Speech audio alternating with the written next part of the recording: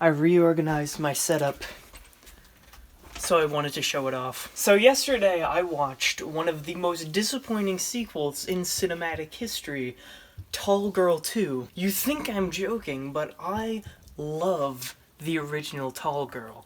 Tall Girl is... it brings me so much joy. It is such a failure on every single level of filmmaking that it's fascinating. It brings me hope. I feel empowered every time I watch Tall Girl. I want to briefly talk about why Tall Girl 1 fails miserably. I guess we could just start on the basics of it fundamentally being a feature film with its cinematography. Tall Girl makes these really weird, bold cinematic choices, but doesn't have any reasoning really to back it up. It shoots a lot of the movie in pretty symmetrical shots where the characters are either in far to the sides or in the center of the frame. This gives the whole film kind of an off-putting vibe of isolation and kind of gloominess, almost. You see, this kind of cinematic language works really well in Mr. Robot, because in that show, everybody is miserable.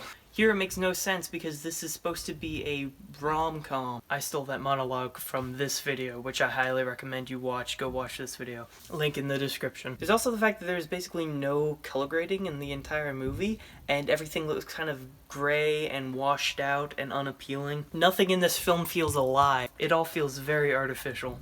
There's also the fact of characterization.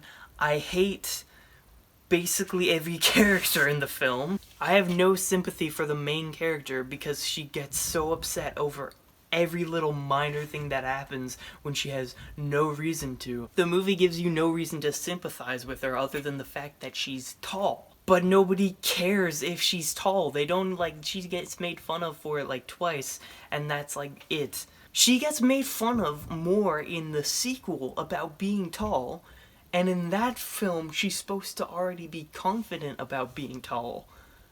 But in this film, where that's her main insecurity, she gets made fun of less. It's so weird. Also, all of the side characters, they're either very boring, or they feel like they're from an entirely different movie. Also, this cast has absolutely no chemistry at all. And the film is just so confused on everything that it wants to be. Does it want to be an over-the-top portrayal of high school, or does it want to tell a serious message? It can't really decide between these two things, and it's very off-putting. But I love it for all of these things. It's fascinating to see this movie attempt to do things and then just stumble its way every single time. Tall Girl 1 is the definition of a beautiful mess. And that's what upsets me about the sequel. The sequel is kind of competent. I can't believe I'm saying this, but Tall Girl 2 was a more functional, understandable movie than the first one. Tall Girl 2 has character arcs and actual color grading and more interesting shot composition. Tall Girl 2 tries to tell a more complex story with a more nuanced, message. But the difference in Tall Girl 2, where it backfires in an even weirder way, is that it does everything better than the first movie, but in a generic, boring way. The message on mental health is so ham-fisted. There's no subtlety at all with what they're trying to say. It's insufferable. I cannot take the inner turmoil. That's not how you say that. I cannot take the inner turmoil of Tall Girl seriously. It's Tall Girl.